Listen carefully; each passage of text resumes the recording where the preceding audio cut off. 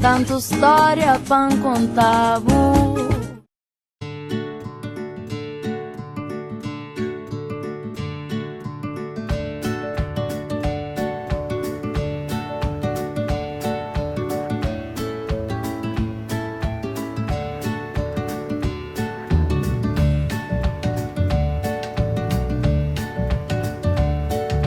Nous avons laissé le bateau pour l'hivernage aux États-Unis dans la baie de Chesapeake. Et nous avons repris la mer en direction des Açores.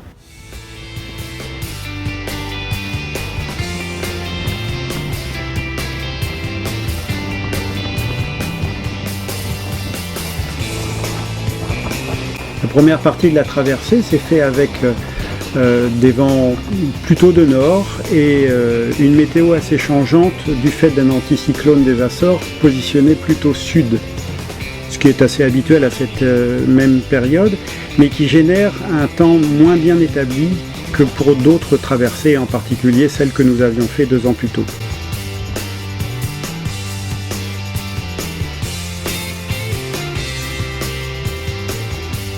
Nous avons pu faire une route assez directe en évitant les dépressions qui sont souvent passées plus au nord, mais qui ont parfois généré des vagues assez importantes, toujours du secteur nord-ouest.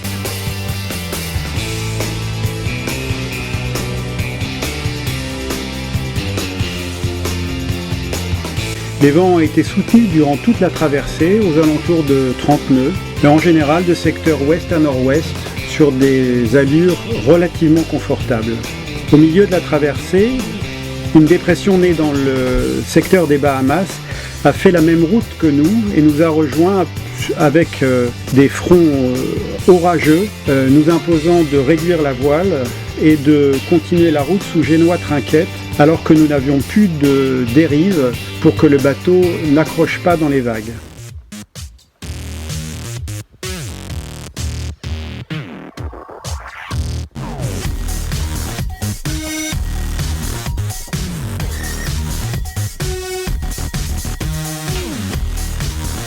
Ce passage des fronts orageux allant jusqu'à 55 nœuds dans les rafales a conduit par contre à grossir la mer, ce qui nous a permis de faire des très bonnes moyennes avec une mer de l'arrière et des surfs jusqu'à 14 nœuds.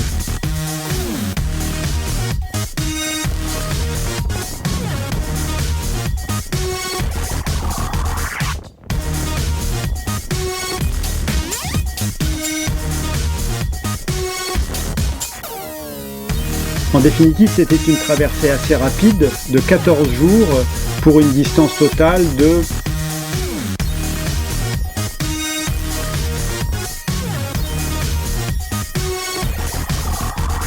Et nous voilà arrivés de nouveau aux Açores, des îles qu'on adore tout particulièrement. On y a fait déjà plusieurs séjours et on arrive comme traditionnellement sur l'île de Fayal, dans la ville de Horta.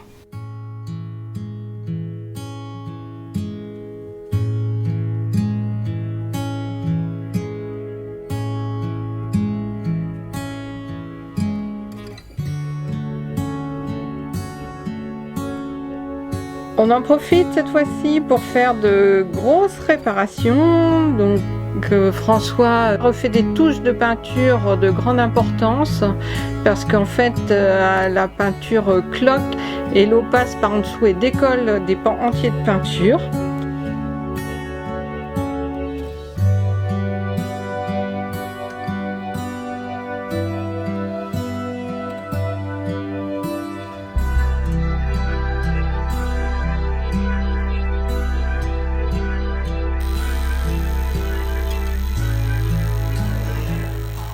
On en profite pour faire usiner une pièce à dimension pour le vide de mulet, avec lequel on a des problèmes régulièrement, et notamment une fois on a reçu la baume sur la tête et toutes les réparations qu'on a fait par nous-mêmes n'étaient pas satisfaisantes. On a choisi cette fois-ci de passer un peu de temps sur l'île de Pico. On a loué une voiture, c'est une île qu'on connaît moins. Pour y être allé moins souvent parce qu'il n'y a pas de marina, enfin il n'y avait pas, puisqu'il y en a une en construction, il n'y avait pas de marina suffisante pour accueillir les bateaux de notre taille. Et alors, c'est une belle découverte, cette île de Pico. Bah voilà, c'est ça. Après, tu vas me dire, ah, tu mets pas ça sur la vidéo. On vient de regarder le plan, heureusement, parce que c'est pas le bon lac, on s'est gouré de lac. Donc, on continue le chemin jusqu'à trouver le bon endroit.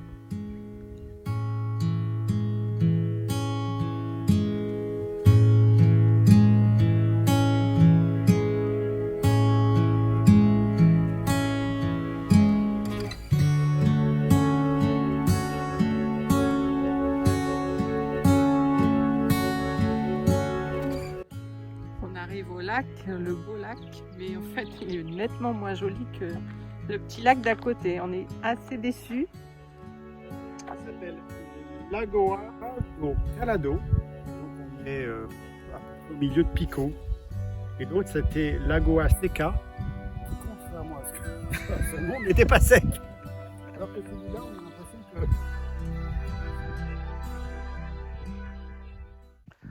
On était en train de dire que heureusement qu'il y avait l'autre lac bien sympa. Et ça fait quoi, 3 heures qu'on marche? Donc tout ça, pour ce lac-là, c'était un peu dommage. Donc tant mieux qu'il y ait l'autre lac.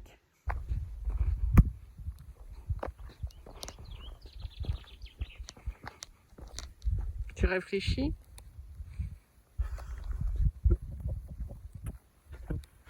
Des fois, je pense à rien. Nous voici maintenant sur l'île de Saint-Georges, où nous faisons une randonnée que l'on affectionne particulièrement.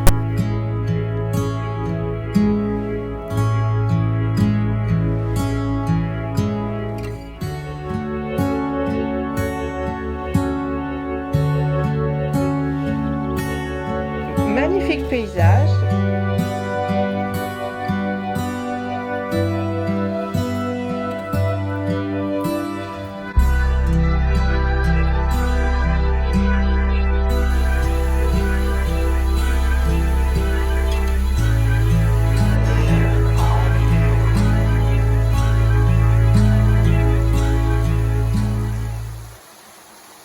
Et pour ceux qui nous connaissent bien, on a une certaine exigence sur le café, et notamment le café du midi que l'on emporte en pique-nique. Il est hors de question de passer une journée sans café du midi. Ah ben, le café est toujours à 57 degrés. Super le thermos. Ouais, On aime bien le petit café après. Notre tour des Açores se termine par l'île la plus au sud de l'archipel, Santa Maria, avec une balade qu'on n'avait jamais fait, qui nous réserve de belles surprises.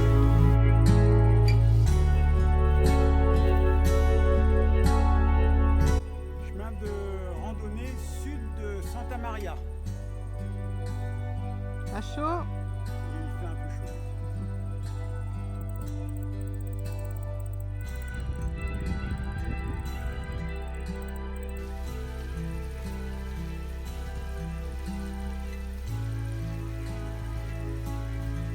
Très chaud.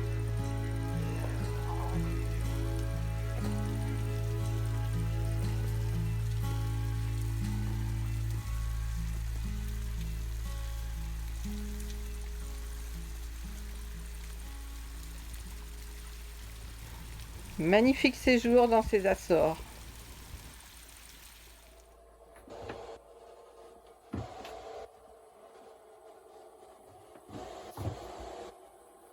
On va partir des Açores, de Santa Maria, pour aller vers Madère. Donc je vais commencer à ranger un peu la cuisine avant de partir. Ça fait plusieurs jours qu'on est aux Açores.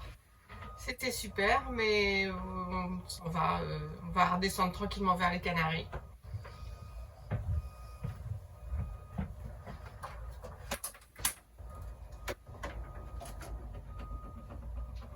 Alors quand on est en marina comme ça aux Açores, à quai, moi j'utilise une plaque électrique pour économiser le gaz. Et on se fait du bon café parce qu'on adore le café avec François. C'est notre petit plaisir.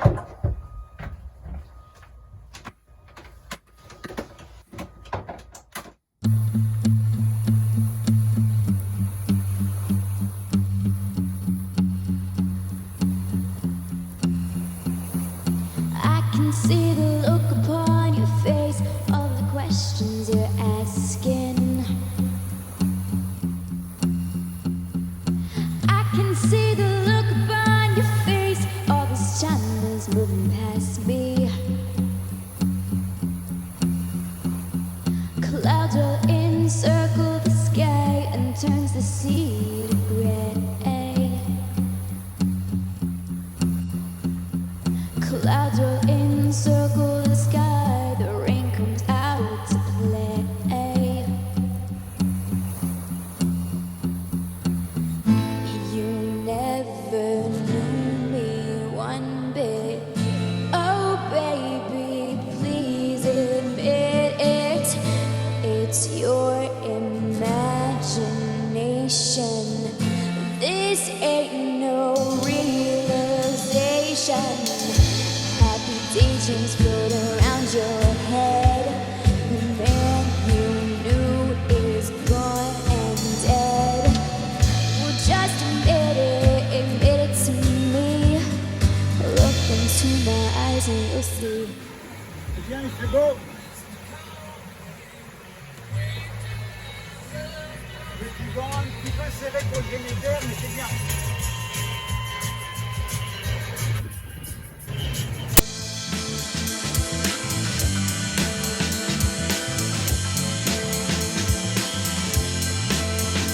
My excuses are paper thin, holding up to the sky.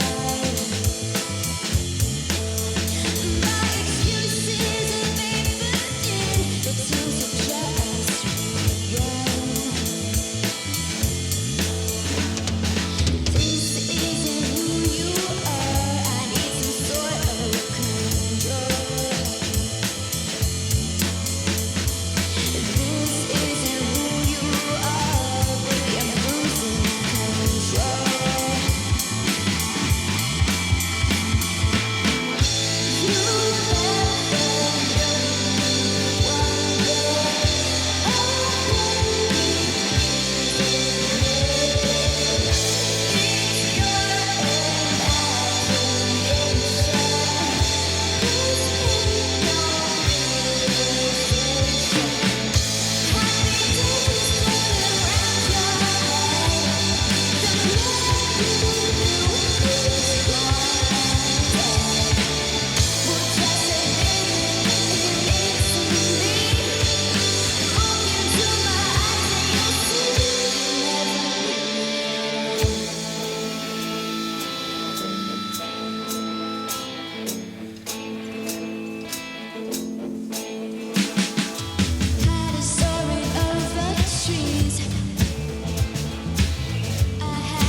Tout avait bien commencé dans cette traversée entre les Açores et Madère.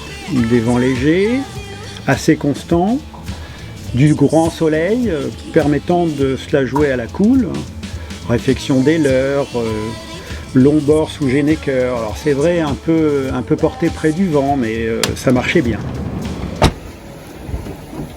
J'ai entendu un clac et j'ai rien vu. Et en fait, le généqueur vient de se déchirer.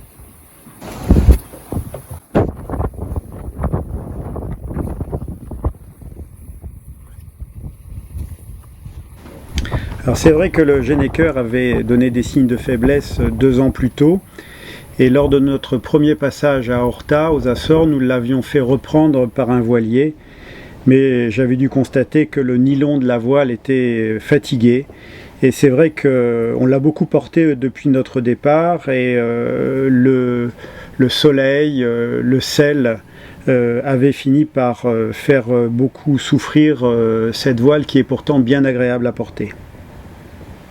Heureusement, la mer n'était pas trop agitée, nous avons pu récupérer la voile sur le pont, mais j'ai été obligé de constater que l'ampleur des dégâts était telle que toute réparation n'était plus envisageable. Il faudra donc qu'on se rééquipe d'une voile neuve, mais ça attendra d'être plus proche de la France pour pouvoir commander une voile qui sera peut-être un peu différente, pour qu'on puisse la porter un peu plus près du vent, parce que c'est de ce type de voile qu'on a besoin.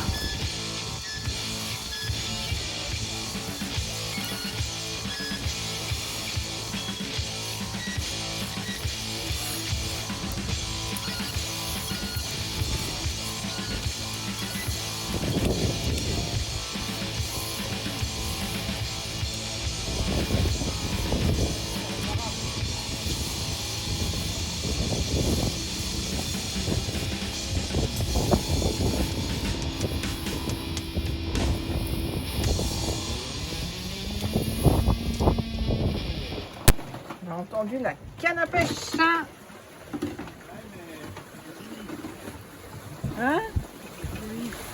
Ah. En fait, tant mieux parce que je venais juste de faire à dîner, donc ça aurait été dommage. On va préférer le poisson quand même. Oh, bah ouais. Ah bah c'est sympa pour moi. On aurait mangé les deux.